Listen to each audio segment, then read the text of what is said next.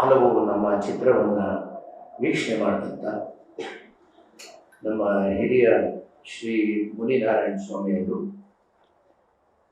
ಹಾಗೂ ಗುಲ್ಬರ್ಗದ ಶ್ಯಾಮ್ ನಾಟಿಕರ್ ಅವರು ಹಿರಿಯ ದಲಿತ ಮುಖಂಡರು, ಅವರೊಂದಿಗೆ ನಮ್ಮ ಶರವಣ ಅವರು ಬೆಂಗಳೂರಿನ ಯುವ ನಾಯಕರು ಹಾಗೂ ಶ್ರೀಶೈಲಂರವರು ಯಾವ ಬಿಜಾಪುರದಿಂದ ಆಗಮಿಸಿದ್ದಾರೆ.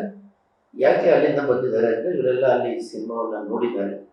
ಅದರ ಬಗ್ಗೆ ಅವರ ಅನಿಸಿಕೆ ಅಂತ ಹೇಳಿದ ನಂತರ ನಾನು ಉಳಿದಂತೆ ನಮ್ಮೊಂದಿಗೆ ನನ್ನ ನೋವನ್ನು ಹಂಚಿಕೊಳ್ತೇನೆ.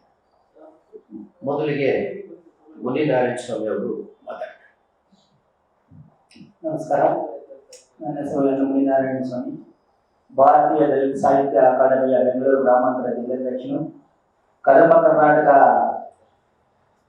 ಕಲ್ಚರಲ್ ಮತ್ತು ಡೆವಲಪ್ಮೆಂಟ್ ಕಾರ್ಪೊರೇಟ್ ಸಂಘಟನೆಯ ರಾಜ್ಯ ಖಜಾನ್ಸಿ ಹಾಗೂ ಬೆಂಗಳೂರು ಮಹಾನಗರ ಸಾರಿಗೆ ಸಂಸ್ಥೆಯ ಪರಿಶಿಷ್ಟ ಜಾತಿ ಪರಿಶಿಷ್ಟ ಪಂಗಡ ನೌಕರರ ಸಂಘದ ಅಧ್ಯಕ್ಷರಾಗಿ ಕೆಲಸ ಮಾಡ್ತಾ ಇದ್ದೀನಿ. ಈ ಒಂದು ಪತ್ರಿಕಾ ಮಾಧ್ಯಮದ ಎಲ್ಲ ನನ್ನ ಅಣ್ಣ ತಮ್ಮಂದಿರು, ಅದರಲ್ಲಿ ನಾನು ಸಹ ಒಬ್ಬ ಪತ್ರಕರ್ತ, ಒಬ್ಬ ಸಂಪಾದಕನಾಗಿ ಕೂಡ ಕೆಲಸ ಮಾಡ್ತಾ ಇದ್ದೇನೆ ಹೊಸಕೋಟೆ ಮಾಸಪತ್ರಿಕೆಯ.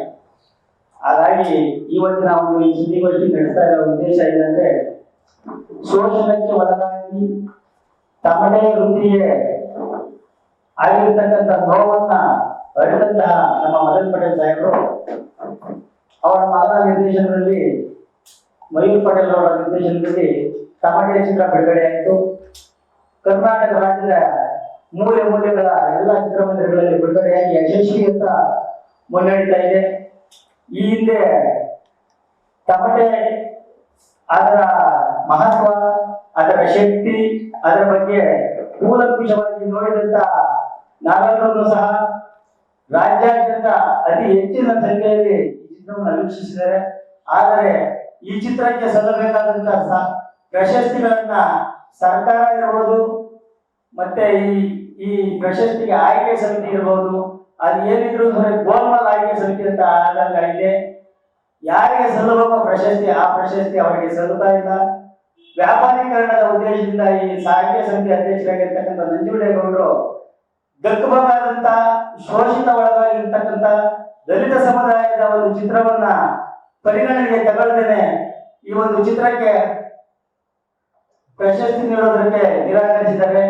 ಆದಷ್ಟು ಬೇಗ ಸರ್ಕಾರ ಎಚ್ಚೆತ್ತುಕೊಂಡು ಅವರು ಆಯ್ಕೆ ಮಾಡಿರತಕ್ಕಂಥ ಆಯ್ಕೆ ಸಮಿತಿಯ ಶಿಫಾರಸುಗಳನ್ನು ತಿರಸ್ಕರಿಸಿ ಮತ್ತೊಮ್ಮೆ ಈ ಒಂದು ಪ್ರಶಸ್ತಿನ ಒಳ್ಳೆ ನಿಷ್ಠಾವಂತ ಕಲಾವಿದರ ಕಡೆಯಿಂದ ಚಿತ್ರವನ್ನ, ನೈಜ ಚಿತ್ರವನ್ನ ಮತ್ತೊಮ್ಮೆ ವೀಕ್ಷಿಸಿ ಜನರ ಅಭಿಪ್ರಾಯವನ್ನ ಸಂಗ್ರಹಿಸಿ ಈ ಪ್ರಶಸ್ತಿಯನ್ನ ಈಗ ಏನು ಘೋಷಣೆ ಮಾಡಿದ್ರೆ ಅದನ್ನ ತಡೆ ಹಿಡಿದು ಈ ಚಿತ್ರಕ್ಕೆ ಪ್ರಶಸ್ತಿ ನೀಡಬೇಕಂತ ತಮ್ಮಲ್ಲಿ ಮನವಿ ಮಾಡಿಕೊಳ್ತಾ ಇದ್ದೀನಿ.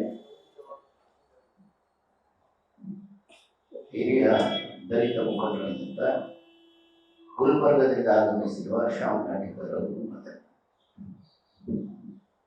ಎಲ್ಲ ಮಾಧ್ಯಮದ ಮಿತ್ರರಿಗೆ ಮುಂಜಾನೆ ನಮಸ್ಕಾರ ಹೇಳ್ತಾ, ಈಗಾಗಲೇ ಇಡೀ ರಾಜ್ಯದಂತ ತಮಟೆ ಚಲನಚಿತ್ರ ಒಂದು ಒಳ್ಳೆ ರೀತಿಯಲ್ಲಿ ಪ್ರದರ್ಶನವಾದ ಆ ದಲಿತರ ಆ ಕೂಗನ್ನ ಸಮಾಜಕ್ಕೂ ಮತ್ತು ಜನರಿಗೆ ಮನಮುಟ್ಟುವಂತೆ ಒಂದು ಚಲನಚಿತ್ರ ಇದೆ. ಆ ಚಿತ್ರಕ್ಕ 2019ನೇ ಇಸ್ವಿಯ ಚಲನಚಿತ್ರದ ಪ್ರಶಸ್ತಿ ಕೊಡಬೇಕಾಗಿತ್ತು ಕರ್ನಾಟಕ ಸರ್ಕಾರ. ಈಗಾಗಲೇ ಅದನ್ನು ಮತ್ತೊಮ್ಮೆ ಪರಿಶೀಲಿಸಿ ಈ ಚಿತ್ರವನ್ನು ಪರಿಶೀಲಿಸಿ ಈ ಚಿತ್ರಕ್ಕೆ ಸಿಗಬೇಕಾದ ಮಾನ್ಯತೆಯನ್ನ ಈ ಸರ್ಕಾರ ಕೊಡ್ಬೇಕಾಗತ್ತೆ. ಈ ಮಾಧ್ಯಮ ಮುಖಾಂತರ ತಮ್ಮೆಲ್ಲರಲ್ಲಿ ವಿನಂತಿ ಪೂರ್ವಕ ನಾನು ಕೋರಿಕೆ ಮಾಡ್ತಾ ಇದ್ದೀನಿ. ಮಾಧ್ಯಮದ ಹೆಚ್ಚಿನ ಪ್ರಚಾರ ಮಾಡಿ ಇದರ ಸರ್ಕಾರಕ್ಕೆ ಮನಮುಟ್ಟುವಂತೆ ಅಂತ ನಾವು ಹೇಳಿ ಈ ಚಿತ್ರಕ್ಕೆ ನ್ಯಾಯ ಒದಗಿಸಿಕೊಡ್ಬೇಕಂತ ಉದ್ದೇಶದಿಂದ ಹೇಳ್ತೇವೆ. ಮತ್ತೆ ಇಡೀ ರಾಜ್ಯದ ದಲಿತರ ಕೂಗು ಯಾವ ರೀತಿ ಇದೆ, ಹಿಂದಿನ ವಿಷಯಗಳಲ್ಲಿ ಈ ಆಗದಂತ ಅನ್ಯಾಯವನ್ನ ಎತ್ತಿಡಿದು ಮದನ್ ಪಟೇಲ್ ಮುಖಾಂತರ ಎತ್ತಿಡಿದು ಜನರಿಗೆ ಪರಿಚಯ ಮಾಡಿದಂತ ಚಿತ್ರ ಇದೆ. ಇದಕ್ಕ ಏನು ಸಲ್ಲಬೇಕಾಗಿದೆ ಚಲನಚಿತ್ರ ಪ್ರಶಸ್ತಿ ತಾವು ಈ ಕೊಟ್ಟಂತ ಚಲನಚಿತ್ರ ತಡೆ ಹಿಡಿದು ಇದಕ್ಕೆ ಪರಿಶೀಲಿಸಿ ತಕ್ಷಣ ಇದನ್ನು ಕ್ರಮ ಕೈಗೊಳ್ಳಬೇಕಂತ ಚಲನಚಿತ್ರದ ಮತ್ತು ರಾಜ್ಯದ ಮುಖ್ಯಮಂತ್ರಿಗಳಿಗೆ ನಾನು ಮನವಿ ಪೂರ್ವಕ ವಿನಂತಿ ಮಾಡ್ತೀನಿ. ತಾವು ಇದನ್ನ ಸರ್ಕಾರಕ್ಕೆ ಮನಮುಟ್ಟಬೇಕು, ಮಾಧ್ಯಮ ಹೇಳ್ಬೇಕಂತ ತಮ್ಮಲ್ಲಿ ವಿನಂತಿ ಮಾಡ್ತೇನೆ. ಮೊದಲಿಗೆ ಕರ್ನಾಟಕ ರಾಜ್ಯದ ಜನಪ್ರಿಯ ಮುಖ್ಯಮಂತ್ರಿಗಳಾಗಿರುವಂಥ ಮಾನ್ಯ ಶ್ರೀ ಸಿದ್ದರಾಮಯ್ಯನವರು ನಮ್ಮ ಚಲನಚಿತ್ರರಂಗಕ್ಕೆ ಹಲವಾರು ರೀತಿಯಲ್ಲಿ ಸಹಕಾರವನ್ನು ಕೊಡ್ತಿರೋದು ನಮ್ಮ ಗಮನಕ್ಕೆ ತರ್ತಾನೆ. ಜೊತೆಗೆ ಕಳೆದ 5 ವರ್ಷಗಳಿಂದ ನಿಂತಿದ್ದಂತಹ ಪ್ರಶಸ್ತಿ ಮತ್ತು ಸಬ್ಸಿಡಿ ಸಹಾಯಧನವನ್ನು ನೀಡುವಂಥದ್ದನ್ನು ಈಗ ಏಕಕಾಲದಲ್ಲಿ ಮಾಡ್ತಾ ಇರೋದಕ್ಕೆ ಅವರಿಗೆ ಧನ್ಯವಾದಗಳನ್ನು ಅರ್ಪಿಸ್ತಾ,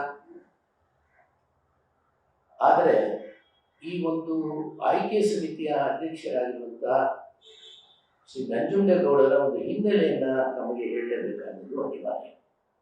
ಅವರು 2018ನೇ ಸಾಲಿನ ಸಹಾಯಧನ ಸಮಿತಿಯ ಅಧ್ಯಕ್ಷರಾಗಿದ್ದರು. ಆ ಸಂದರ್ಭದಲ್ಲಿ ಹಲವಾರು ನಿರ್ಮಾಪಕರಿಂದ ಅವರು ಹಲವಾರು ಬೇಡಿಕೆಗಳನ್ನು ಇಟ್ಟು ಅವರಿಂದ ಸಹಕಾರವನ್ನು ಪಡೆದಿರುವಂಥದ್ದು ವಿಧಾನಸೌಧ, ವಿಕಾಸಸೌಧ ಮತ್ತು ವಾರ್ತಾ ಇಲಾಖೆಯ ಮೂಲ ಗೋಡೆಯಲ್ಲೂ ಸಹ ಆ ವಿಷಯಗಳನ್ನು ನಾವು ಕೇಳಿದ್ದೇವೆ. ಅವರು ಏನಂದರೆ ಒಬ್ಬ ನಿರ್ದೇಶಕನಾಗಿ ಅವರು ವರ್ತಿಸ್ತಿಲ್ಲ.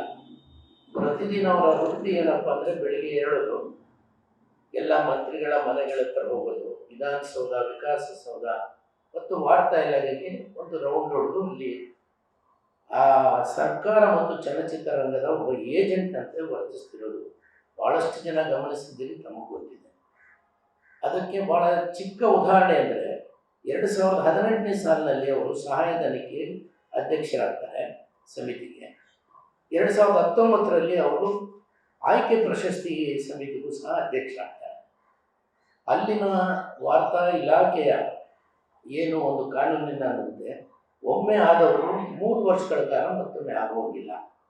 ಇಲ್ಲಿ ಅದನ್ನು ಧಿಕ್ಕರಿಸಿ ಅವರನ್ನು ಮತ್ತೆ 2019ಕ್ಕೆ ಆಯ್ಕೆ ಸಮಿತಿಗೆ ಮಾಡ್ತಾರೆ ಅನ್ನೋದರಲ್ಲಿ ಅವರ ಹಿತಾಸಕ್ತಿ ಏನಿದೆ ಮತ್ತು ಅವರು ಯಾವ ರೀತಿಯಲ್ಲಿ ತಮ್ಮ ಹಿಡಿತವನ್ನು ಇಲ್ಲಿ ಇಟ್ಕೊಂಡಿದ್ದಾರೆ ಅನ್ನೋದನ್ನು ತಾವು ಗಮನಿಸಿದೆ, ತಮ್ಮ ಗಮನಕ್ಕೆ ನಾನು ತರ್ತಾರೆ.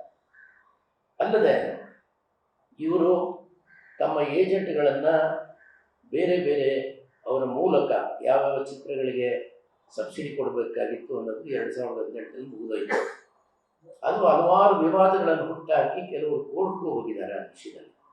2019ರಲ್ಲಿ ಏನು ಅವರು ಅವರ ಅಧ್ಯಕ್ಷತೆಯಲ್ಲಿ ನೀಡಿದಂಥ ಪ್ರಶಸ್ತಿಯನ್ನು ಹಿರಿಯ ನಟರಾದಂಥ ಕಿಚ್ಚ ಸುದೀಪ್ ಅವರು ತಿರಸ್ಕರಿಸಿರೋದು ಹಲವಾರು ಸಂಶಯಗಳನ್ನು ಹುಟ್ಟಾಗ್ತದೆ. ಇಲ್ಲಿ ನಾವು ಮೊದಲಿಂದ ಗಮನಿಸ್ತಾ ಇದ್ದಿದ್ದು ರಾಜ್ಯ ಪ್ರಶಸ್ತಿಗಳನ್ನು ಸದಭಿರುಚಿಯ ಚಿತ್ರಗಳಿಗೆ, ವಿಶೇಷವಾಗಿ ಸಾಮಾಜಿಕವಾಗಿ ಪರಿಣಾಮ ಬೀರುವಂಥ ಚಿತ್ರಗಳನ್ನು ಗಮನಿಸಿ ಆ ಚಿತ್ರಗಳಿಗೆ ಪ್ರಶಸ್ತಿಯನ್ನು ನೀಡುತ್ತಿದ್ದು ಪರಿಪಾಠ ಆಗಿತ್ತು. ಆದರೆ ಈ ಬಾರಿ ಕಮರ್ಷಿಯಲ್ ಚಿತ್ರಕ್ಕೆ ಅವರು ಅತ್ಯುತ್ತಮ ಚಿತ್ರ ಅಂತ ಘೋಷಣೆ ಮಾಡಿದ್ದಾರೆ. ಅದಕ್ಕಾಗಿ ಒಂದು ಆಯ್ಕೆ ಇದೆ. ಯಶಸ್ವಿ ಆದಂಥ ಸಿನಿಮಾಗಳು, ಹಿಂದೆ ದರ್ಶನ್ದವ್ರ ಸಿನಿಮಾ, KGF ಸಿನಿಮಾಗಳನ್ನು ಅತ್ಯಂತ ಯಶಸ್ವಿ ಸಿನಿಮಾಗಳಿಗೆ ನೀಡುವಂಥದ್ದನ್ನು ನಾವು ಕಂಡಿದ್ದೇವೆ. ಆ ಸಾಲಿನಲ್ಲಿ ಈ ಸಲ ಬೇರೆ ಯಾವುದೋ ಚಿತ್ರ ಕೊಟ್ಟಿದ್ದಾರೆ. ಆ ಸಿನಿಮಾ ಯಾವಾಗ ಬಂತು ಗೊತ್ತಿಲ್ಲ. ಅಲ್ಲದೆ 2ನೇ ಅತ್ಯುತ್ತಮ ಚಿತ್ರ ಅಂತ ಹೇಳಿ ಲವ್ ಮಾರ್ಟೆಲ್ ಅಂತ ಒಂದು ಕಮರ್ಷಿಯಲ್ ಚಿತ್ರವನ್ನು ಆಯ್ಕೆ ಮಾಡಿದ್ದಾರೆ. ಅಲ್ಲದೆ ನನಗೆ ಬಹಳ ನೋವಾಗಿದ್ದು ಏನಪ್ಪ ಅಂದರೆ ನಾಡೋಜ ಬರಗೂರು ರಾಮಚಂದ್ರ ಬರವರ ಅಮೃತಮತಿ ಚಿತ್ರ. ಆ ಅಮೃತಮತಿ ಚಿತ್ರ ಹಲವಾರು ವಿದೇಶಗಳ ಚಲನಚಿತ್ರೋತ್ಸವದಲ್ಲಿ ಮೆಚ್ಚುಗೆಯನ್ನು ಪಡೆದು ಪ್ರಶಸ್ತಿಯನ್ನು ಪಡೆದು ಅತ್ಯುತ್ತಮ ಚಿತ್ರ ಅಂಥೇಳಿ ಅದು ಈಗಾಗಲೇ ಎಲ್ಲರಿಗೂ ಗಮನದಲ್ಲಿದೆ. ಆ ಚಿತ್ರದ ನಾಯಕ ನಟಿಗೆ ನಾವೆಲ್ಲರೂ ಅತ್ಯುತ್ತಮ ನಾಯಕ ನಟಿ ಬರ್ಬೋದು ಅಂತ ನನಗೆ ಅಂದ್ಕೊಂಡಿದ್ದೆ. ಆದರೆ ನಂಜುಂಡೇಗೌಡರು ಅವರು ಯಾವ ರೀತಿಯಲ್ಲಿ ಆಯ್ಕೆ ಮಾಡಿದರೋ ಅದು ಸಂಶಯ ಬರ್ತಾ ಇದೆ. ಜೊತೆಗೆ ಅವರು ಆಯ್ಕೆ ಮಾಡಿರುವಂಥ ಹಲವಾರು ಚಿತ್ರಗಳು ಸಹ ನಮ್ಮೆಲ್ಲರಿಗೆ ಸಂಶಯ ಇದೆ. ಅದೆಲ್ಲದಕ್ಕೂ ಕಾರಣ ಸುದೀಪ್ ಅವರು ತಮ್ಮ ಏನು ನೀಡಿದಂತಹ ಪ್ರಶಸ್ತಿನ ತಿರಸ್ಕಾರ ಮಾಡಿರುವಂಥದ್ದು. ಅಲ್ಲದೆ ಇವರು ಪ್ರತಿ ಬಾರಿ ಆಯ್ಕೆ ಮಾಡುವ ಸಮಿತಿಗೆ ತಮ್ಮದೇ ಚೇಲಾಗಳನ್ನು ಅವರು ಸಮಿತಿಯ ಸದಸ್ಯರನ್ನಾಗಿ ಹಾಕ್ಕೊಂಡು ಅವ್ರ ಮೂಲಕ ವ್ಯಾಪಾರ ಮಾಡ್ತಿರೋದು ನಮ್ಮೆಲ್ಲರ ಗಮನಕ್ಕೆ ಬಂದಿದ್ದರೂ ಸಹ ಇದು 2019 ಆಗಲಿ ನಂತರ ಮುಂದಿನ ದಿನಗಳಲ್ಲಿ ನಾವು ಮುಖ್ಯಮಂತ್ರಿಗಳ ಗಮನಕ್ಕೆ ಇದನ್ನು ತರೋಣ ಅಂತ ನಾವು ಅಂದ್ಕೊಂಡಿದ್ವಿ. ಸೊ ಈ ರೀತಿ ಹಲವಾರು ಚಿತ್ರಗಳಿಗೆ ಅನ್ಯಾಯ ಆಗಿದೆ. ಜೊತೆಗೆ ನನ್ನ ಚಿತ್ರಕ್ಕೆ ಬಹಳ ದೊಡ್ಡ ಅನ್ಯಾಯ ಆಗಿದೆ. ಅಲ್ಲದೆ ಪದ್ಮಶ್ರೀ ಪ್ರಶಸ್ತಿ ಪುರಸ್ಕೃತರಾಗಿದ್ದಂಥ ದಿವಂಗತ ಡಾಕ್ಟರ್ ಸಿದ್ಲಿಂಗಯ್ಯನವರು ಕೊನೆಯ ಗೀತೆ, ಅವರು ಕಾಲವಾಗುವ ಮುನ್ನ ಈ ಗೀತೆಯನ್ನು ನಮಗೆ ಬಳಸ್ಕೊಳ್ಳೋದಕ್ಕೆ ಅವಕಾಶ ಮಾಡಿಕೊಟ್ಟಿದ್ರು. ನನ್ನ ಸಂಗೀತ ನಿರ್ದೇಶನದಲ್ಲಿ ಉತ್ತರ ದಿಕ್ಕಿಗೆ ರಾಣಿಯೊಬ್ಬಳು ಅಂತ ಒಂದು ಹಾಡು, ಬಹಳ ಅದ್ಭುತವಾದಂಥ ಹಾಡನ್ನು ಬರೆದಿದ್ದಾರೆ. ತಾವು ಕೇಳಿ ನೋಡಿದ್ರೆ ನಿಮ್ಗೆ ಗೊತ್ತಾಗುತ್ತೆ. ಅಂಥ ಹಾಡನ್ನು ಸಹ ಅವರು ಕಡೆಗಣಿಸಿರೋದು ಶೋಚನೀಯ. ಮತ್ತು ನಮ್ಮ ಸಿನಿಮಾ, ಒಬ್ಬ ದಲಿತ ತಮಟೆ ವಾದ್ಯಗಾರ ತನ್ನ ತಮಟೆಯನ್ನು ಕಳ್ಕೊತಾನೆ. ಸಮಾಜದ ದನಿ, ದಲಿತರ ದನಿಯಾದಂಥ ತಮಟೆಯನ್ನು ಅವನು ಪಡ್ಕೊಳ್ಳೋದ್ರಲ್ಲಿ ಯಾವ ರೀತಿ ತನ್ನ ಇಡೀ ಸಂಸಾರ ಹಾಗೂ ತನ್ನ ಜೀವನವನ್ನು ಅವನು ಮಾಡ್ಕೊಳ್ಳೋದನ್ನಂಥ ಒಂದು ಸಾರ ಇರುವಂತಹ ನನ್ನದೇ ಕಾದಂಬರಿ ಆಧಾರಿತವಾದಂಥ ತಮಟೆ ಚಿತ್ರಕ್ಕೆ ಅವರು ಯಾವುದೇ ಒಂದು ಇದರಲ್ಲಿ ಪರಿಗಣಿಸ್ತಾ ಇರೋದು ನನಗಂತೂ ತುಂಬ ನೋವು ತಂದಿದೆ. ಜೊತೆಗೆ ಅವರು ಬೇರೆ ಬೇರೆ ರೀತಿಯಲ್ಲಿ 2018ನೇ ಸಾಲಿನಲ್ಲಂತೂ ಬಹುಶಃ ತಮ್ಮ ಕಿವಿಗಳಿಗೂ ಇದು ಕೇಳಿರ್ಬೋದು. ಹಲವಾರು ಚಿತ್ರಗಳ ನಿರ್ಮಾಪಕರ ಬಳಿ ಅವರು ವ್ಯವಹಾರವನ್ನು ಮಾಡಿ ಆ ಚಿತ್ರಗಳನ್ನು ಅವರು ಮಾಡಿದ್ದಾರೆ ಅನ್ನೋದು ತಮ್ಮೆಲ್ಲರ ಗಮನಕ್ಕೆ ನಾನು ತರುವಂಥ ಒಂದು ಇಷ್ಟ ಪಡ್ತಾರೆ. ಅವರು ಈ 2019ನೇ ಸಾಲಿನ ಈ ಒಂದು ಚಿತ್ರವನ್ನು ಏನು ಚಲನಚಿತ್ರ ಪ್ರಶಸ್ತಿಯನ್ನು ಸುದೀಪ್ ಅವರು ಸಹ ತಿರಸ್ಕಾರ ಮಾಡಿರೋ ಹಿನ್ನೆಲೆಯಲ್ಲಿ, ಹಲವಾರು ಸಂಶಯಗಳನ್ನು ಹುಟ್ಟು ಹಾಕಿರೋ ಹಿನ್ನೆಲೆಯಲ್ಲಿ ಅವರು ಕೊಟ್ಟಿರುವಂಥ ಸಿನಿಮಾಗಳ ಪಟ್ಟಿಯನ್ನು ನೋಡಿದಾಗ ಇದನ್ನು ಈ ಕೂಡಲೇ ನಿರ್ದೇಶಕರಾದಂಥ ಹಾಗೂ ಆಯ್ಕೆ ಸಮಿತಿಯ ಅಧ್ಯಕ್ಷರಾಗಿರುವಂಥ ಶ್ರೀ ನಂಜುಂಡೇಗೌಡರವರು ಅವರ ಒಂದು ಪಟ್ಟಿಯನ್ನು ತಿರಸ್ಕರಿಸಿ, ಏನು ಕರ್ನಾಟಕ ಸರ್ಕಾರಕ್ಕೆ ಇದರಿಂದ ಬಹಳ ಕೆಟ್ಟ ಒಂದು ಕಪ್ಪು ಚುಕ್ಕೆ ಬಂದಿದೆ ಅಂತಲೇ ನಾನು ಭಾವಿಸ್ತೇನೆ. ಈ ಕೂಡಲೇ ಸರ್ಕಾರ, ಮಾನ್ಯ ಮುಖ್ಯಮಂತ್ರಿಗಳು ಇದನ್ನು ತಡೆ ಹಿಡಿದು ಹೊಸ ಒಂದು ಸಮಿತಿಯನ್ನು ರಚಿಸಿ ಮತ್ತೆ ಎಲ್ಲ ಚಿತ್ರಗಳನ್ನು ವೀಕ್ಷಣೆ ಮಾಡಿ ಒಂದು ಅತ್ಯುತ್ತಮ ಚಿತ್ರಗಳಿಗೆ ಪ್ರಶಸ್ತಿಯನ್ನು ಕೊಟ್ಟರೆ ನನ್ನಂಥ ಹಲವಾರು ಕಲಾವಿದರಿಗೆ, ನಿರ್ಮಾಪಕ ನಿರ್ದೇಶಕರಿಗೆ ಆದಂಥ ಅನ್ಯಾಯವನ್ನು ಸರಿಪಡಿಸ್ತಾರೆ ಅಂತೇಳಿ ನಾನು ಈ ಸಂದರ್ಭದಲ್ಲಿ ಹಾರೈಸ್ತೇನೆ. ನಮಸ್ಕಾರ. ನನ್ನ ಸಿನಿಮಾನೇ ಅಂತ ಸರಿ, ನಾನು ಬರಗೂರು ರಾಮಚಂದ್ರ ಮತ್ತು ಅಮೃತ ನದಿ ಸಿನಿಮಾ ಬಗ್ಗೆ ಹೇಳಿದೆ. ಅದು ಈ ನಮ್ಮ ಕನ್ನಡ ಚಿತ್ರ ಲಂಡನ್, ಬೇರೆ ಬೇರೆ ಫ್ರಾನ್ಸ್, ಎಲ್ಲ ವಿದೇಶಗಳಲ್ಲಿ ಅತ್ಯುತ್ತಮ ಚಿತ್ರ ಅಂತ ಅದು ಪ್ರಶಸ್ತಿಯನ್ನು ಪಡ್ಕೊಂಡಿದೆ. ಅಂಥ ಚಿತ್ರವನ್ನು ಕಡೆಗಣಿಸಿದ್ದಾರೆ. ಅದನ್ನು ಯಾವುದೋ ಒಂದು ಇದರಲ್ಲಿ ಅದನ್ನು ಮಾಡಿ ಅದಕ್ಕೂ ಸಹ ಅನ್ಯಾಯ ಆಗಿದೆ. ಅಂಥ ಹಲವಾರು ಸಿನಿಮಾಗಳಿಗೆ ಅನ್ಯಾಯ ಆಗಿದೆ. ನನ್ನ ಸಿನಿಮಾಗಾಗಿದೆ, ನನ್ನ ಖಂಡಿತ ನಾನು ಅನ್ಯಾಯ ಆಗಿದೆ ಅನ್ನೋ ನಾನು ತಿಳ್ಕೊಂಡಿದ್ದೀನಿ. ಅಲ್ಲದೆ ಈ ವ್ಯಕ್ತಿ ಯಾರಿದ್ದಾರೆ, ಈ ನಂಜುಂಡೇಗೌಡ ಅನ್ನೋ ವ್ಯಕ್ತಿ, ಈತ ಒಬ್ಬ ಈ ವಾರ್ತಾ ಇಲಾಖೆಯಲ್ಲಿ ಚಲನಚಿತ್ರ ರಂಗಕ್ಕೂ ಸರ್ಕಾರದ ನಡುವೆ ಒಬ್ಬ ಏಜೆಂಟ್ ಅಂತ ವರ್ತಿಸ್ಕೊಂಡಿದ್ದಾರೆ. ಇಂಥವರನ್ನು ಆ ಕಾಂಪೌಂಡಿಂದ ಒದ್ದು ಹೊರಗೆ ಮೊದಲು ಇಂಥವರಿಂದ ಸರ್ಕಾರಕ್ಕೆ ಹೆಸರು ಬರ್ತಿದೆ. ಈತ ಒಬ್ಬ ರಾಜಕಾರಣಿ ಶೈಲಿಯ ನಿರ್ದೇಶಕ. ಎಲ್ಲದರಲ್ಲೂ ಅವ್ರು ಕೈ ಆಡಿಸ್ತಾರೆ. ಪ್ರತಿ ವರ್ಷದಲ್ಲೂ ಇರ್ತಾರೆ. 18ನೇ ಸಾಲಿನಲ್ಲೂ ಅವರೇ ಅಧ್ಯಕ್ಷರು ಸಹಾಯ ದಿನಕ್ಕೆ, 19ನೇ ಸಾಲಿನಲ್ಲೂ ಅವರೇ ಪ್ರಶಸ್ತಿ ಆಯ್ಕೆ ಪ್ರಶಸ್ತಿಗೆ ಅಧ್ಯಕ್ಷರು. ಇಂಥ ಅನ್ಯಾಯಗಳ ಬೇಕಾದಷ್ಟು ಜನ ಇದ್ದಾರೆ ಕನ್ನಡ ನಾಡಿನಲ್ಲಿ. ಬಹಳ ಅತ್ಯಂತ ಒಳ್ಳೊಳ್ಳೆಯ ನಿರ್ದೇಶಕರುಗಳಿದ್ದಾರೆ. ಅಂಥವ್ರನ್ನೆಲ್ಲನೂ ನೀವು ಆಯ್ಕೆ ಮಾಡ್ಬೋದು. ಕೇವಲ ನಂಜುಂಡೇಗೌಡ ಒಬ್ಬನೇ ಅಲ್ಲ. ಇದ್ದಾಗ ನಂಜುಂಡೇಗೌಡರ ಈ ಅವ್ಯವಹಾರಗಳ ಬಗ್ಗೆ ಭಾಳಷ್ಟು ನಾನು ಕೇಳಿದ್ದೇನೆ, ಎಲ್ಲರೂ ಕೇಳಿರ್ತಾರೆ. ಅಂಥ ವ್ಯಕ್ತಿ ಮಾಡಿರೋದ್ರಿಂದ ಮತ್ತು ಅದನ್ನು ತಿರಸ್ಕಾರವನ್ನು ಮಾಡಿರೋದ್ರಿಂದ ಇದು ಸೂಕ್ತವಾಗಿ ಸರ್ಕಾರಕ್ಕೆ ಕೆಟ್ಟ ಹೆಸರು ಬಂದಿದೆ. ಕೂಡಲೇ ಸರ್ಕಾರ ಅದನ್ನು ತಡೆ ಹಿಡಿದು ಮತ್ತೊಮ್ಮೆ ಅದನ್ನು ಮಾಡಿ ಅಂತ ಹೇಳೋದು ನನ್ನ ಒಂದು ಆಶಯ. ನಾನು ಅಷ್ಟೊಂದು ಕನ್ನಡ ಚಿತ್ರ ನೋಡೋದಿಲ್ಲ, ತಪ್ಪು ತಿಳ್ಕೊಬೇಡಿ. ನಮ್ಗೆ ಅದು ಇದಿಲ್ಲ. ಪುನೀತ್ ರಾಜ್ಕುಮಾರ್, ಶಿವರಾಜ್ಕುಮಾರ್, ಉಪೇಂದ್ರ, ಆ ಕೆಲವೊಂದು ಹೀರೋಗಳು ಬಿಟ್ಟು ಯಾವ ಮೂವಿ ನೋಡಲ್ಲ. ಇವ್ರ ಪಿಕ್ಚರ್ 3 ಸಾರಿ ನೋಡಿದ್ದೀವಿ ನನ್ನ ಫ್ಯಾಮಿಲಿ ಸಮೇತ. ನಾನು ತಮಿಳವನು, ಆದರೆ ಸುಮಾರು ಒಂದು 350 ಜನ ನಾನು ಕಲ್ಸಿರ್ತೀನಿ. ಗೊತ್ತಿದೆ ಅಂತ 350 ಜನ ಕಲ್ಸಿದ್ದೀನಿ ಮೂವಿಗೆ. ಎಲ್ಲ ಹತ್ಕೊ ಬಂದಿರೋರೆ. ನಾನಂತೂ ಈ ನಟನೆಗೆ ನ್ಯಾಷನಲ್ ಅವಾರ್ಡ್ ಕೊಡ್ಬೇಕಾಗಿದೆ. ಆ ಫಿಲಮ್ಗೆ ಎಲ್ಲೋ ಹೋಗ್ಬೇಕಾಗಿತ್ತು ಆ ಮೂವಿ. ಇದನ್ನ ತಡೆ ಹಿಡಿದು ಈ ತರ ಮಾಡಿದಾರಲ್ಲ, ನಮ್ದೆಲ್ಲ ನೋವಾಗ್ತಿದೆ. ಯಾಕಂದ್ರೆ ಅವ್ರು ದಲಿತನ ಕಥೆ ಆ ಪಿಕ್ಚರ್ ನೋಡಿದ್ದೀರಾ ಏನೋ ಗೊತ್ತಿಲ್ಲ. ನೋಡಿದ್ರೆ ನಿಮ್ಗೆ ಎದೆ ಒಂಥರ ಇದಾಗತ್ತೆ. ಒಂದೊಂದು ಸೀನು ಆ ತರ ಅದ್ಭುತವಾಗಿ ಮಾಡಿದ್ದಾರೆ. ಆ ಸಾಂಗ್ ಲಾಸ್ಟ್ ಕ್ಲೈಮ್ಯಾಕ್ಸ್ ನಾನು ಸೆಕೆಂಡ್ ಪಾರ್ಟ್ ನೋಡ್ಬೇಕಂತ ಕೇಳ್ತಾ ಇದ್ದೀನಿ ನಿಮ್ಗೆ. ಆ ಸೆಕೆಂಡ್ ಪಾರ್ಟ್ ಏನಾಗುತ್ತೆ, ಆ ಚಿತ್ರ ಹಿಂಗೆ ಮುಗಿಸ್ಬಿಟ್ರಲ್ಲ ಅಂತ ಆ ಮೂವಿ ನೋಡ್ಕೊಂಡು ಕಣ್ಣಲ್ಲಿ ನೀರು ಬಿಟ್ಕೊ ಬಂದಿದ್ದೀವಿ. ಇಂಥ ಚಿತ್ರಕ್ಕೆ ಅವಾರ್ಡು ಮಿಸ್ ಆಗಿರೋದು ತುಂಬಾ ನೋವಾಗಿದೆ. ಇದೇ ತರ ಕನ್ನಡದಲ್ಲಿ ತುಂಬಾ ಚಿತ್ರಗಳು ಚಿಕ್ಕ ಚಿಕ್ಕ ವೆಬ್ ಸೀರೀಸ್ ಎಲ್ಲ ಹೋಗಿ ಅವಾರ್ಡ್ ಫಾರಿನ್ ಕಂಟ್ರಿಗೆ ಹೋಗುತ್ತೆ, ಇಂತ ಮೂವಿಗೆ ಕೊಟ್ಟಿಲ್ಲ ಅಂದ್ರೆ ಈಗ ಒಂದು ದಲಿತನ ಒಂದ್ ಮನೆ ಎದೆಯಾಳದ ನೋವು ತೋರಿಸ್ಕೊಂಡಿದ್ದಾರೆ ಪಿಕ್ಚರ್ ನಲ್ಲಿ. ಅದಕ್ಕೋಸ್ಕರ ಆ ಮೂವಿ ನೋಡೋರ್ಗೆ ಆ ನೋವು ಗೊತ್ತಾಗುತ್ತೆ. ದಯವಿಟ್ಟು ಏನು ನಡೀತಾ ಇದೆ ನನ್ಗೆ ಗೊತ್ತಿಲ್ಲ. ನನ್ನ ವಯಸ್ಸು ಇವ್ರಿಗಿಂತ ನನ್ನ ವಯಸ್ಸಿನಲ್ಲಿ ಚಿಕ್ಕವನೇ, ಮೇಲೆ ತಪ್ಪಾಗಿ ಮಾತಾಡಿದ್ರೆ ಕ್ಷಮಿಸ್ಬಿಡಿ. ಆದ್ರೆ ಈ ಪಿಕ್ಚರ್ ತಪ್ಪಿರೋದು ಕನ್ನಡದಲ್ಲಿ ಕನ್ನಡ ಇದಕ್ಕೆ ಒಂದು ಇದಾಗಿರುತ್ತೆ ಅಂತ ನನ್ಗೆ ಮನಸ್ಸಿನಲ್ಲಿ ಅನಿಸಿಕೆ ಆಗುತ್ತೆ.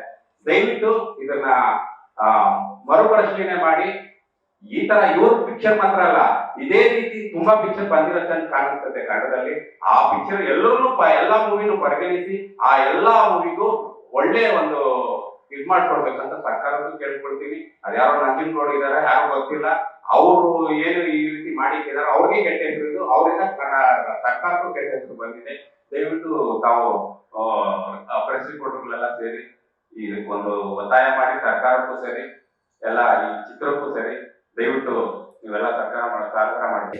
ಅಂದರೆ ತಮ್ಮ ಮೂಲಕ ಸಮಾಜಕ್ಕೆ ಯಾವುದೇ ಕ್ಷೇತ್ರಗಳಲ್ಲಿ ಆಗುವಂಥ ಅನ್ಯಾಯವನ್ನು ತಾವು ಎತ್ತಿ ಹಿಡಿದು ಅದನ್ನು ಸರಿಪಡಿಸುವಂಥ ತಾವು ಸಹಕಾರ ನೀಡ್ತೀರ ಅಂತ ನಾನು ಭಾವಿಸ್ತೇನೆ. ನಮಸ್ಕಾರ. ಈಗ ಅದನ್ನೆಲ್ಲ ತಗೊಂಡು ಮುಖ್ಯಮಂತ್ರಿಗಳಿಗೆ ಪತ್ರ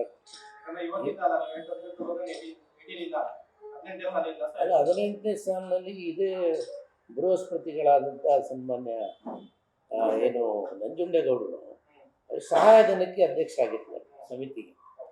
ಅದರಲ್ಲಿ ಸಹಾಯಧನ ಕೊಡೋದ್ರಲ್ಲಿ ಬೇಕಾದಷ್ಟು ವ್ಯಾಪಾರಗಳನ್ನು ಮಾಡ್ಕೊಂಡಿದ್ದಾರೆ ಅಂತ ಅವ್ರ ಮೇಲೆ ತುಂಬ ನಾವು ಕೇಳಿ ಬಂದಿದ್ರು. ಮತ್ತು 19ನೇ ಸಾಲಿನಲ್ಲಿ ಅವರನ್ನು ಈ ಸಮಿತಿಗೆ ಅಧ್ಯಕ್ಷರನ್ನಾಗಿ ಮಾಡ್ತಾರೆ.